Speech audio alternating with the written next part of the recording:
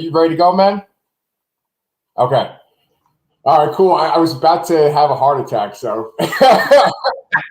Sorry, I got caught up with some work stuff. So.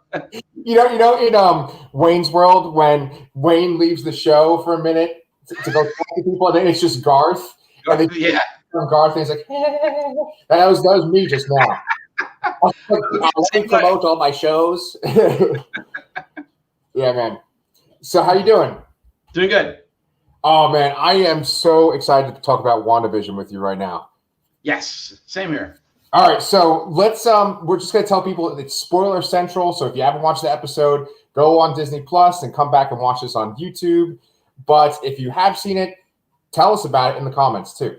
All right, so Brian, let's just go through it like piece by piece, and we'll start from the very beginning.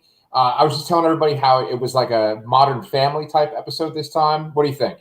Yeah, definitely Modern Family style. The theme song was very Office. So yeah. And clearly Wanda is going through a crisis. She doesn't understand what's going on. Things keep kind of glitching where it's like, her 1960s show, the 70s show, and then it's this current show. I got a real like actual laugh from when the milk was going in and out, and then she poured in the cereal anyway, and she sniffed it before she ate it. Yeah. I like the stupid little things like that. Yeah, but this show is just like a cornucopia for stuff like that. There's all these little subtle jokes and things like that throughout. Again, like we've been saying is every time, but they do such a great job of being a sitcom and a mystery show, and then melding those two things together. Yeah. Well, some people aren't a fan of that though, right? Like, I'm always on Twitter, and people are saying how, like, one person was complaining, saying like, "Oh, this is taking too long. They're not getting to the action." And it's like, dude, it's a friggin' show. It's not a movie. I mean, I kind of want there to be more of it. I don't know how you feel, but I mean, I've loved every second. I'm a little sad. There's only 2 more episodes after this. Yeah. I still feel like this is a one and done kind of thing show. Yeah. So I'm gonna be really sad, and I think the other shows are gonna have a lot to live up to. I mean, maybe not in terms of, advancing the story overall in the universe, but just like the amount of fun that I've had watching the show. Like, this is one of the best things I've watched. Yes. Like in a long time. So let me ask you this, like, going off that tangent, do you think that like the way that this show is set up is very unique, and that when we get to other shows like Falcon and the Winter Soldier, like it's going to be more straightforward and it might not be as exciting to watch? Yes. I think they're definitely going to be a lot more straightforward. I mean, Marvel has definitely done all kinds of genres with all their movies. They've done, war movies. They've done just the general action movies. They've done like spy movies. They've done, and this is a sitcom. Yeah. They're kind of running out of genres. So, but I think like the next show, well, I still think it's going to be really good. It's going to be something stylistically we've seen already. Okay. Yeah. Well, I mean, I think that like the main appeal of this show is how, like we were just talking about this, how like they make it into a different sitcom every time. And that's just so charming in itself, right? Like, It feels like Dick Van Dyke. Oh, it feels like The Office, right?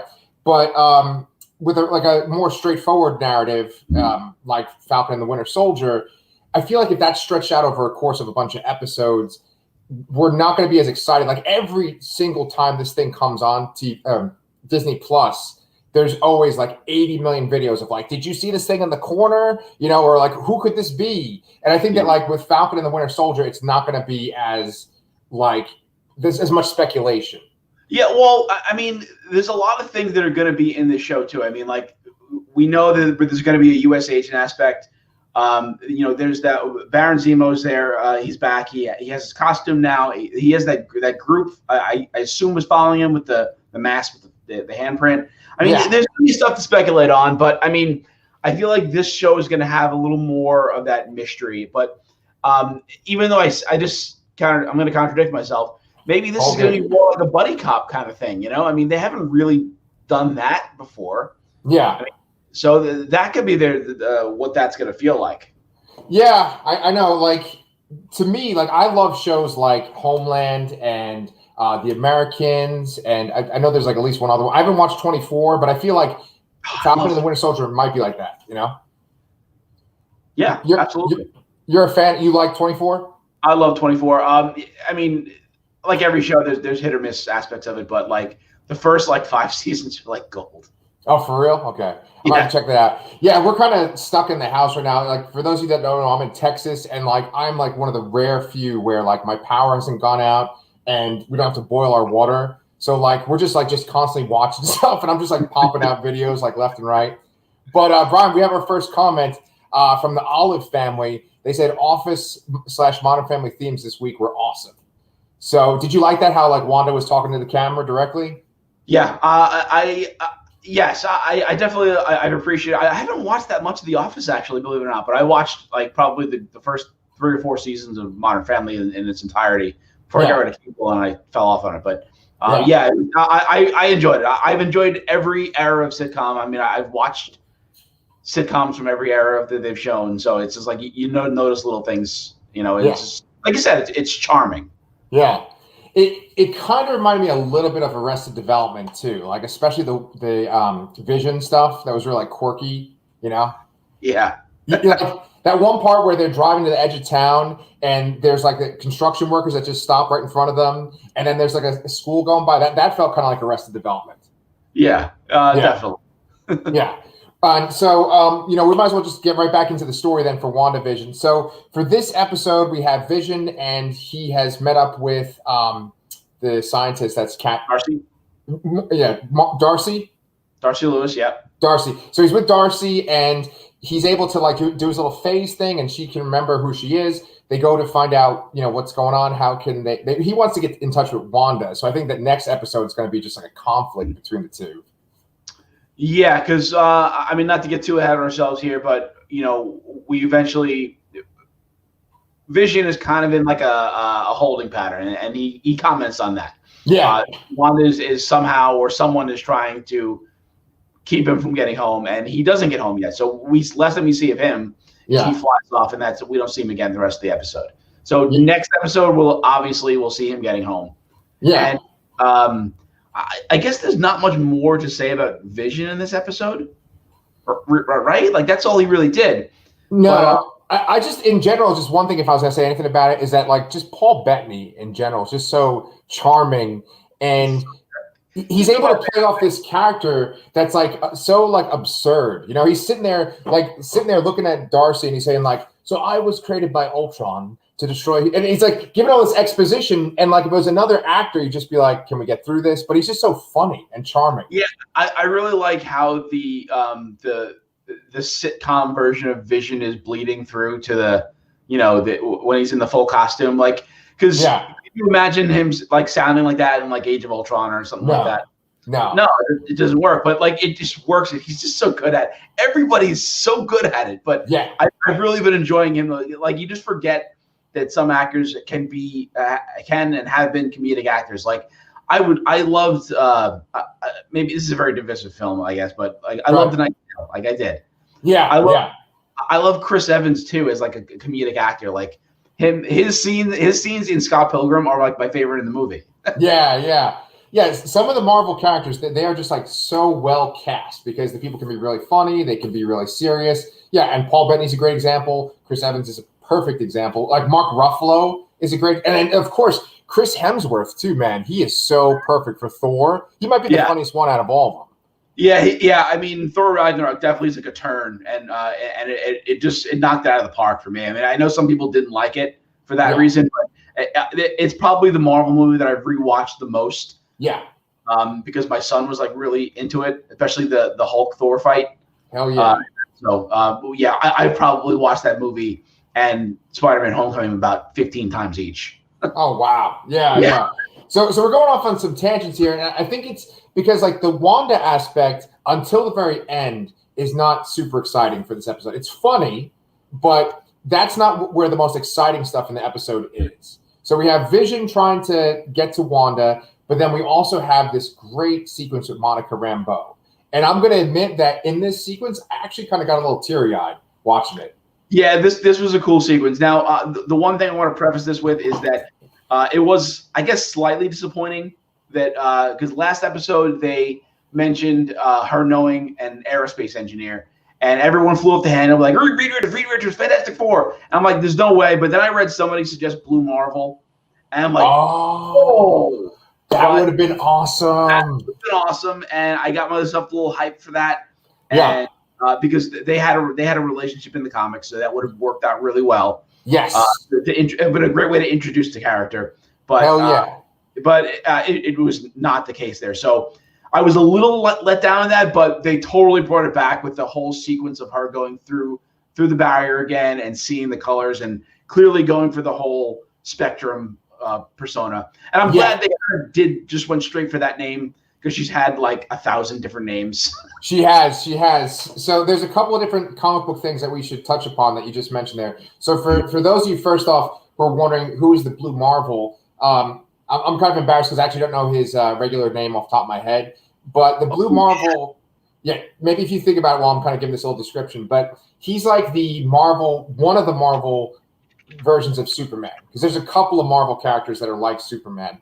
And the idea with the Blue Marvel is that he's African-American man, and he has superpowers because of experiments that he did. And he's like super, super powerful. He's like maybe even more powerful than Superman. And he's always been kept like under wraps and behind the scenes. I can't remember why. I think it had to do with race, though. And then he eventually does come out of hiding, and he reveals how powerful he is. And he's on this Marvel team called the Ultimates, which is kind of like the Avengers. And it's got Captain Marvel, Carol Danvers, Captain Marvel, Black Panther, and then Monica Rambeau, who I believe in current Marvel continuity, she's Photon is her name. I might be wrong, though. I think she's going by Spectrum right now, actually. Oh, she's Spectrum. Okay. But like you said, she's had like a million different names. At one point, Monica Rambeau, she was actually the first female Captain Marvel. Correct. So yeah. And she gave up her name because then they asked her to change her name. Yeah. And then that person changed the name again, and to the name she chose, and then she had to change her name again. Yeah. And then she changed it, and then Spectrum is not even in that little sequence there. It's totally separate from that. I read up on this today, so. No, it's all good. I really wanted to talk about this because, first off, that sequence is so well done. Like, she's just trying to push through the back. Well, first off, before we even get to that, she goes to drive this crazy friggin' like rover thing through the barrier, and she can't get through it. It like lifts the rover up, and then once that fails, she tries to run through, and you got this voiceover with like her mom talking, and they're kind of talking about Captain Marvel. And she's able to break through, and it's just showing like her will alone was strength enough to get through that barrier. And I thought that was like super, that's where I was getting teary eyed. Yeah, and I appreciated the visuals of it too. Like seeing it almost looked like the Marvel, like the camera rolls and when they start the movies, when they show the logo, and I thought that was cool. Yeah, and so the other reason why I wanted to talk about it was because the idea of like how she's actually getting her powers in this is kind of interesting in itself, because I don't actually know how Monica Rambeau gets her powers initially in the regular Marvel universe. But, what seems like is that in this show, and now you're going to tell me your take in a second, but the way I took it was Wanda can affect reality. She bends reality to her will. Monica Rambeau is pushing up against that. She's using her own will, and she's drawing on her connection to Captain Marvel, her inspiration for Captain Marvel. There's this one line in that sequence where someone says something like, you have to have that light inside of you like Captain Marvel, right? And then she starts to kind of like her eyes glow. And so I think that essentially like she's like rewriting herself to become a superhero. That's the way I took it. Like, I'd like to hear your interpretation. So, I completely agree with you. But the more comic booky origin is very similar to like the Fantastic Four. She was bombarded with some like energy rays, and that's how she got her powers. So, so this is actually a step up. But really, I mean, which is really cool. They're taking a character that is not well known and they're giving her a really solid origin here. Yeah, hell yeah. And so like.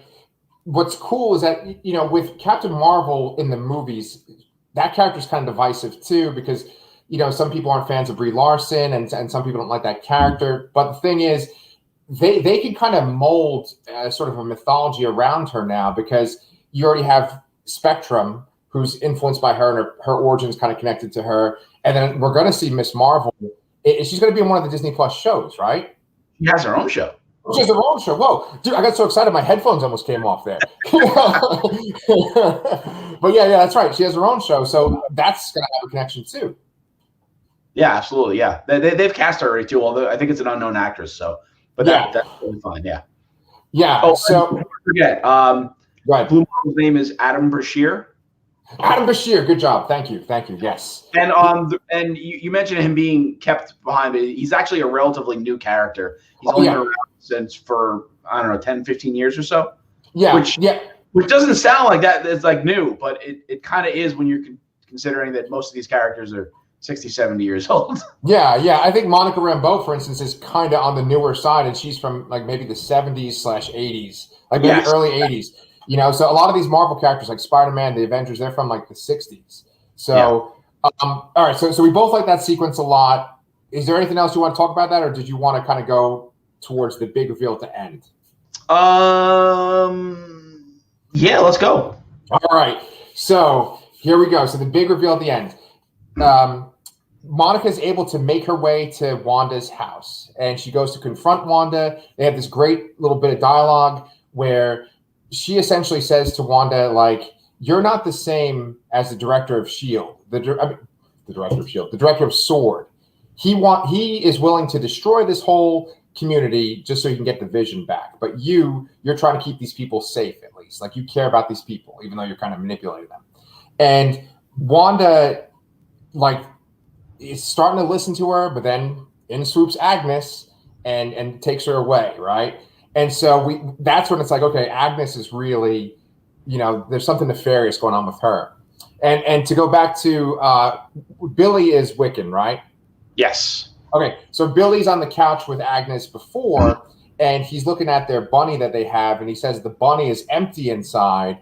And then he turns to Agnes and he says, just like you're empty inside. So that was like, oh, what's going on there? I think the word was quiet inside. So I took that to mean is they are clearly acting on their own free will, and they're not affected by Wanda's reality warping. Yes. Dude, I'm so glad I have you on my show, because you take my babbling and you're like, nope, it's this. Yeah, exactly. It's like they are quiet on the inside because it's not like someone's being suppressed and trying to scream out. Yeah, okay. Right. So once Agnes and Wanda are inside, Wanda goes looking for her kids. She can't find them. She goes into this basement. And in the basement, man, that book, do you think that book has significance? I do. And I had to look it up. I unfortunately could not think of it off the top of my head. But I believe the internet is probably right that it's the Darkhold. Shit, yeah. The Book of Darkhold. Yes. Either it's one of two things. It's either going to be just like, that's just Agnes's book and we're just going to not even pay attention to it. Or like, that's the Book of Darkhold, which in itself has a big history in the Marvel universe. There's at least one Avengers storyline I can think of where like the book and Wanda are kind of connected. And like the book itself like becomes an actual character in that storyline. And it calls itself Darkhold too. And although I haven't watched the entire show, I believe it actually played a role in the Agents of S.H.I.E.L.D. show. Did it really? Yeah, I'm kind of curious to go check that out again now to see how they incorporated that into that show. But yeah, with Agents of S.H.I.E.L.D., not to go off on a little tangent, but I was actually kind of excited when they had all their Inhuman stuff because I thought they handled the Inhumans well. Unlike the horrible Inhumans TV show that came out. I never saw that either. Yeah. I'll do a little shout out to Mr. Sunday too. If you ever go look at his channel, he has a whole series where he talks about the Inhumans show. That was real bad. I might have actually watched that a long time ago, but I'm going to go rewatch it. Yeah. But anyway, just a little side tangent is that like they had Ghost Rider on that Agents of S.H.I.E.L.D., and so they must have gone on some kind of supernatural tangent, Yeah, and I think they there was a brief crossover with the Runaways show, I think. Oh, really? Or maybe I'm making that up because I mean they have some magic based heroes there. So I mean I haven't watched like Nico. Yeah. Yeah, cool, man. Well, all right. So we're going off on a tangent, but that makes sense that the Book of Darkhold could be in that. So there's this glowing book in their basement, and the basement's all tripped out. It kind of did the basement remind you of that area in Age of Ultron where he had like that bomb. Do you remember like Ultron had a device, and that's Yeah. where like the Avengers fight, and Wanda like obliterates a whole bunch of Ultrons at one point. Yeah, yeah, it was that lab. It was from that the beginning of the first. I'm sorry, the first scene where that whole battle takes place, wasn't it? I think so. Yeah, And yeah, then it's where the giant worm thing is in the lab at first yeah, too. Yeah. yeah. So it kind of reminded me of that, but that maybe is just a little detail. So Agatha shows up and she has her own little purpley magic that kind of influences Wanda, and then they have this great sequence where she gets her own little credit sequence. Did you like that? I loved it. I got some like monsters. Monsters. Five, Yeah. yeah. Yeah, hell yeah, yeah. And yeah, it's just so funny. It's like it was Agnes, and at the very end she's like holding the dead dog and she's like, and I killed Buster or whatever the hell his name was, Sparky. Sparky, okay. Remember Yeah. they plugged the thing into the socket and that's how they named it? Okay, there you go. Good. You're way better at names than I am. But anyway, so Transformers fan. yes. so like what do you think of that reveal, and what do you think Agnes's or Agatha's plan is? I have no idea what the plan is, but I mean, we've been saying Agatha Harkness since the first recording we made. It's been, teased. And I think there were a few times we may have faltered, saying, oh, maybe she isn't controlling it, but she definitely has some major influence here. I still don't know what the plan is. I'm trying to think of the plan overall. I mean, S.H.I.E.L.D. wants Vision back. That's their goal. They were trying to rebuild Vision. I'm starting to kind of wonder if they were failing at that and they leaked the existence to Wanda so she would come in and do something and then they could retrieve them after. Yeah.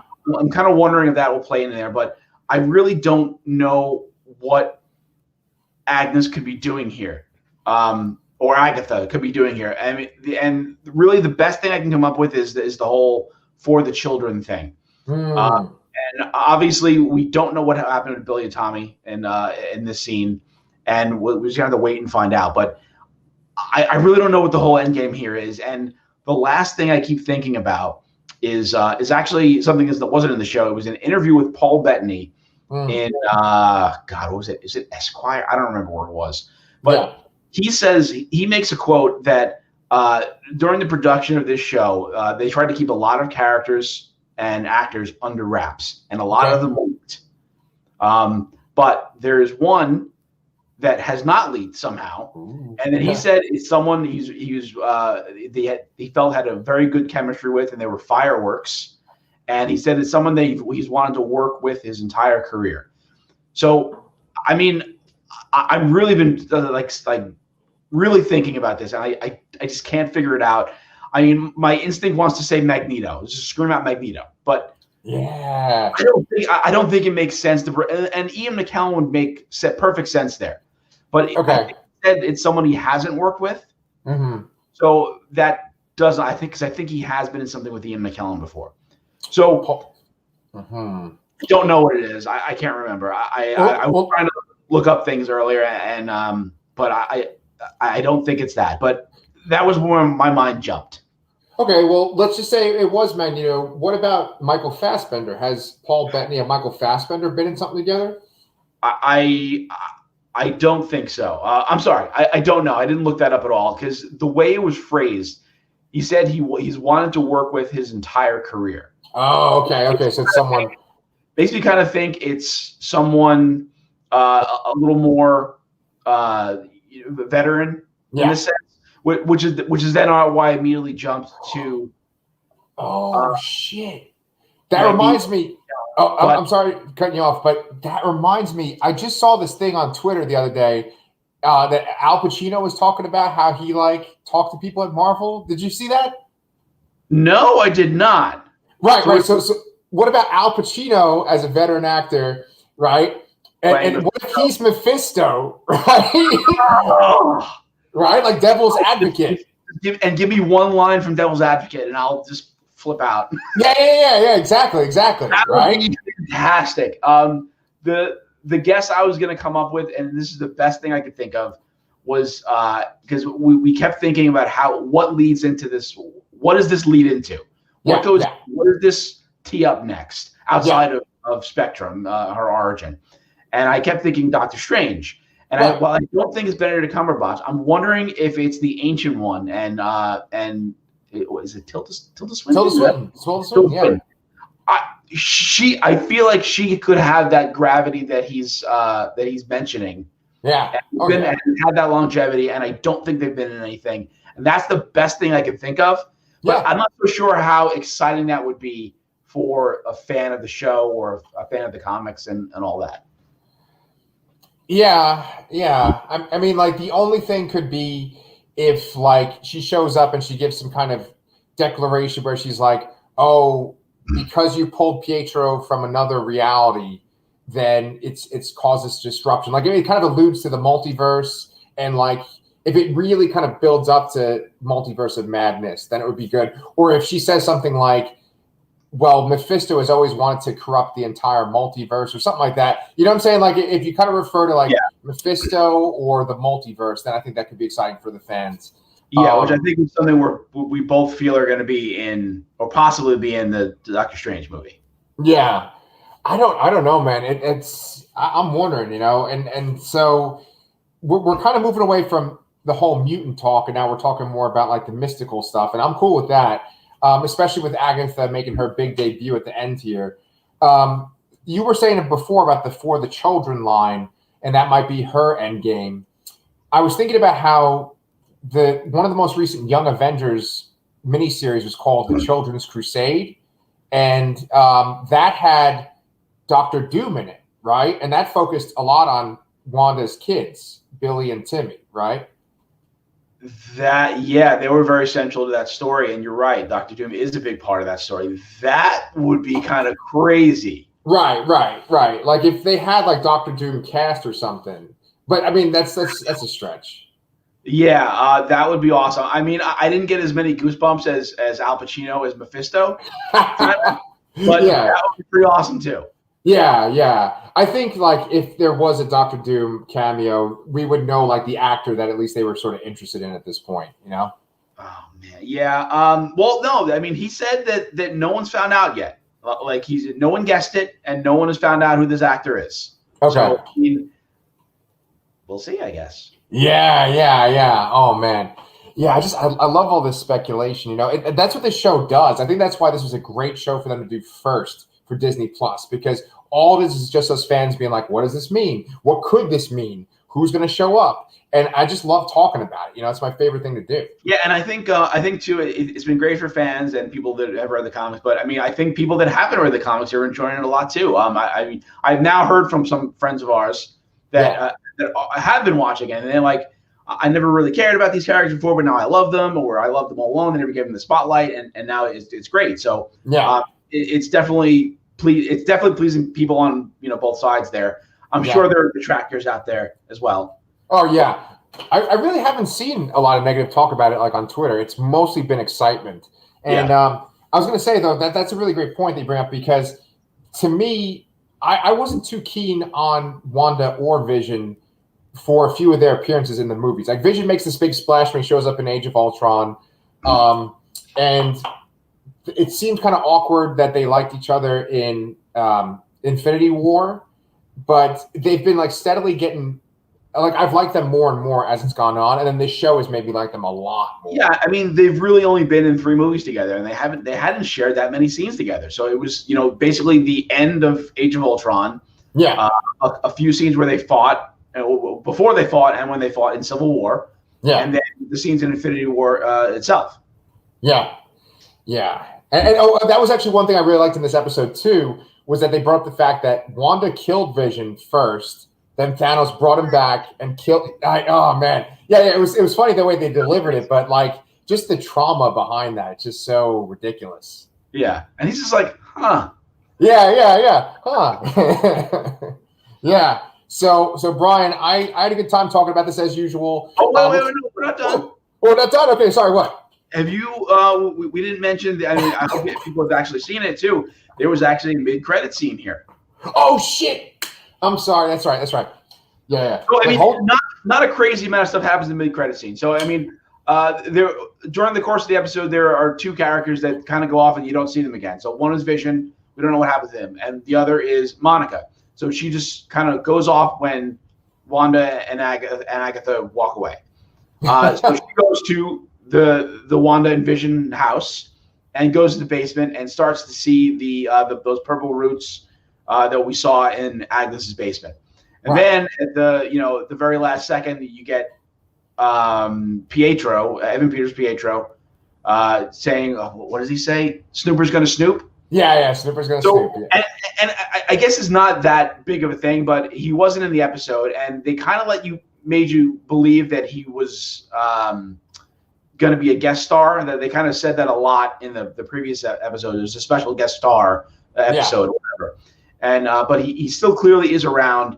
And prior to that, Agatha's little theme song kind of made you think that he was like a creation of some sort, but he's still there. Mm-hmm. So I'm kind of really wondering if he was created, if he has some sense of free will or something like that, just like, or maybe he actually is an alternate reality person.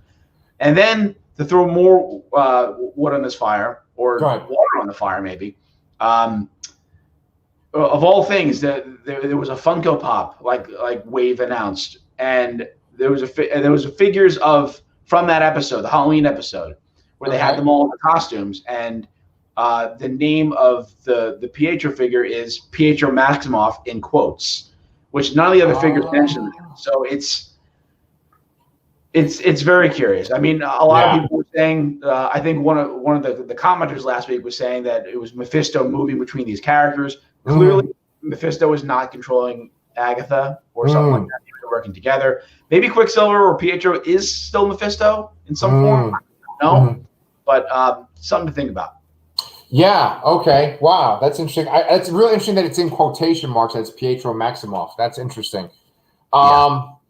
Wow. Okay. That's something to think about. Like, for people that are like not into the comics necessarily, Quicksilver and Scarlet Witch, when they first debuted, they were actually villains, right? They were part of Magneto's Brotherhood. At the time, it was called the Brotherhood of Evil Mutants.